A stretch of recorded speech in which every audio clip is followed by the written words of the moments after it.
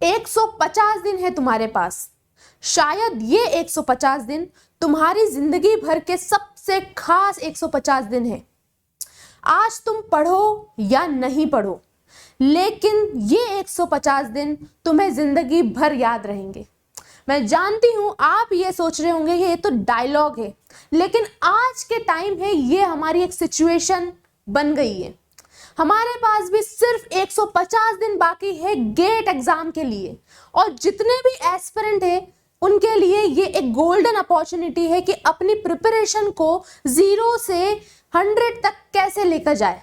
तो आज हम इस वीडियो में यही बात करेंगे कि हम अपनी प्रिपरेशन में क्या वो चीजें इन्वॉल्व करें कि हमारी सिंगल डिजिट, डबल डिजिट में रैंक आ पाए। या फिर कोई बच्चा सोच रहा है कि अभी मैं प्रिपरेशन स्टार्ट कर सकता हूं क्या, तो वो भी हम डिस्कस करेंगे इस वीडियो में। हेलो एवरीवन, दिस इज संस्कृति मिश्रा। सबसे पहले हम बात करते हैं कि हमें क्या करना चाहिए अगर हमें अभी से प्रिपरेशन स्टार्ट करनी है। आपको सबसे पहले ये ध्यान देना है कि हमारा सिलेबस को आप देखिए, रिसर्च करना बहुत इंपॉर्टेंट है कि आपको इस जो गेट 2025 है उसमें क्या रिक्वायरमेंट आ रही है। आपको ये पता होना चाहिए वेटेज कौन सा सब्जेक्ट सबसे ज्यादा ले रहा है, उसके अकॉर्डिंगली आपको अपना प्लान बनाना चाहिए। अगर मैं बात करूं अभी के लिए, और अभी अगर आपको स्टार्ट करना है, तो सबसे जरूरी है, सबसे इंपॉर्टेंट है कि आप मैथ्स और एप्टीट्यूड को अभी से प्रिपेयर करना स्टार्ट कर दीजिए। ये बहुत इंपॉर्टेंट सब्जेक्ट्स होते हैं अगर आप गेट पॉइंट ऑफ व्यू से पूछेंगे तो, राइट। अगर मैं बात करूं सबसे पहली चीज जो आपको करनी चाहिए वो फाउंडेशन बिल्डिंग।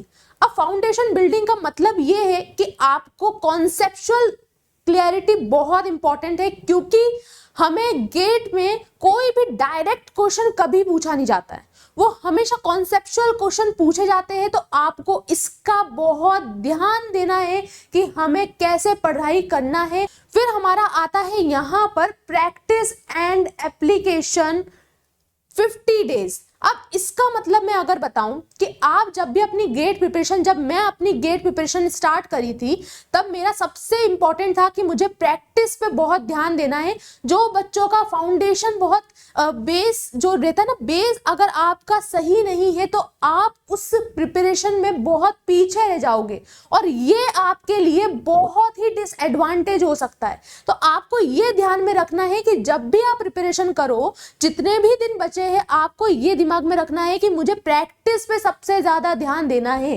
क्योंकि एट द एंड वहां पे हमें क्या सॉल्व करना है, हमें क्वेश्चन सॉल्व करना है, हमें वो आने चाहिए। तो डेली आपको 50 क्वेश्चन यहाँ पर अटेम्प्ट करने चाहिए। 50 क्वेश्चन की हैबिट बनानी चाहिए कि मैं कुछ भी हो जाएगा, कितना भी पढूं नहीं पढूं, लेकिन मुझे 50 क्वेश्चंस तो प्रिपेयर करना है डेली। फिर मैं यहाँ पर बात करूं कि मॉक टेस्ट एंड रिवीजन। जैसे कि मैंने बताया कि मॉक टेस्ट तो आपके लिए बहुत इंपॉर्टेंट रहता है हर गेट एस्पिरेंट के लिए, लेकिन कुछ बच्चे बहुत डीमोटिवेट हो जाते हैं इन मॉक टेस्ट से। मैंने इतनी बार आपको बताया है कि मॉक टेस्ट आपके लिए एक बहुत बड़ी अपॉर्चुनिटी है। इसे आप ये सोचोगे कि ये हमारा डिसाइड करेगा कि हम गेट में सिलेक्ट हो पाएंगे या नहीं हो पाएंगे, ये आपकी बहुत बड़ी भूल है।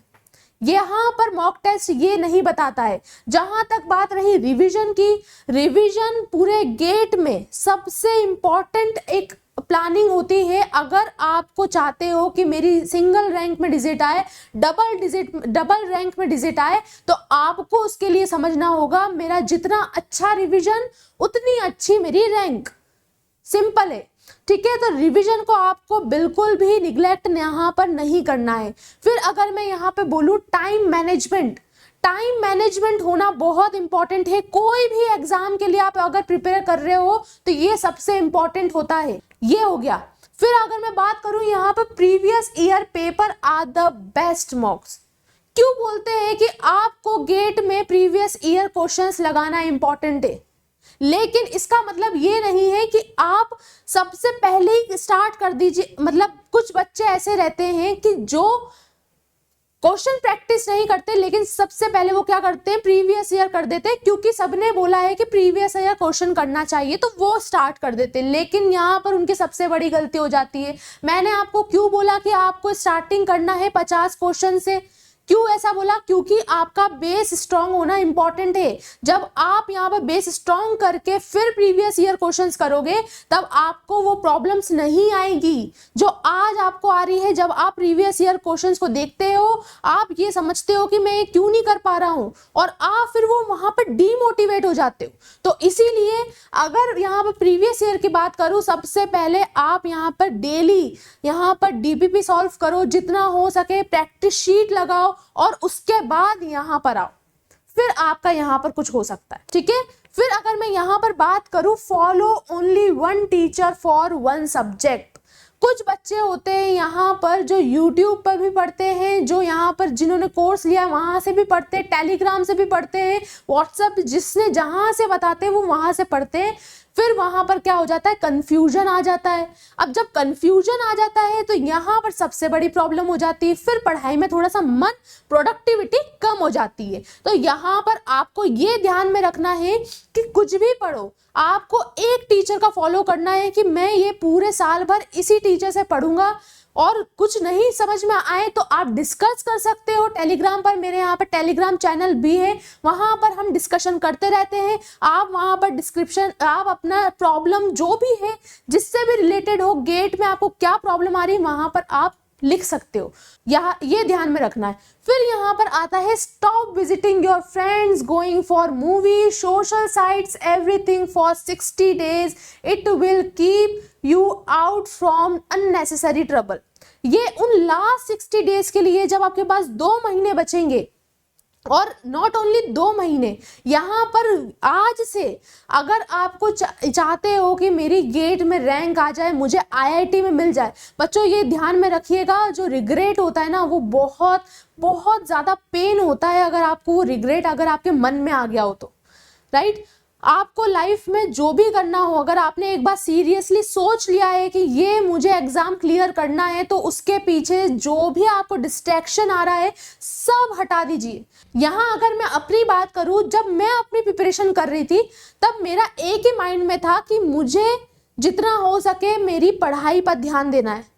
जब मैं अपने मम्मी पापा को देखती थी तब मुझे बस उनका लगता था कि बस उस दिन वो खुश रहे। आपके मन में भी ये चीज होना चाहिए कि जिस दिन मेरा रिजल्ट आए उस दिन वहां पर लोग मेरी फोटो देखें, वहां पर जो खुशी हो, मेरे मम्मी पापा खुश रहे। वो चीजें आपको अपने अंदर से लेकर आनी, तभी आप ये चीजें छोड़ पाओगे। अगर आप सोच रहे हो कि मैं इंस्टाग्राम भी स्क्रॉल कर लूं, मैं यहाँ पर दोस्त से भी मिल लूं, थोड़े दिन तक प्लीज इसको आप थोड़ा साइड में रखकर सिर्फ और सिर्फ पढ़ाई पर फोकस करिए, सिर्फ और सिर्फ। Everything is possible. अगर आप ये चाहते हो कि आपको रैंक लानी है तो आप ला सकते हो। कोई यहाँ पर ये नहीं कि 150 दिन है, क्या मैं ला सकता हूँ, बिल्कुल ये आपके ऊपर है कि आप उस पर काम कैसे कर सकते हो। ओके, फिर अगर हम बात करें यहाँ पर कुछ बहुत ही इंपॉर्टेंट पॉइंट्स है। सबसे पहले आता है नो सिलेबस। सिलेबस पता होना जरूरी है, इसलिए मैंने बोला रिसर्च करो आप पहले कि क्या रिक्वायरमेंट है, क्या वेटेज हमारे सब्जेक्ट्स है, उसके अकॉर्डिंगली आप प्लान करो अपना जो भी है। आप सिविल के हो, आप सीएस के हो, आप मैकेनिकल के हो, केमिकल के हो, जहां पे भी हो आपको सिलेबस होना पता होना चाहिए कि कौन से ऐसे सब्जेक्ट है जिनका वेटेज है कि ये लास्ट जो 150 डेज में है आपको सबसे ज्यादा जो वेटेज वाले सब्जेक्ट्स है उन पर ज्यादा फोकस करना है।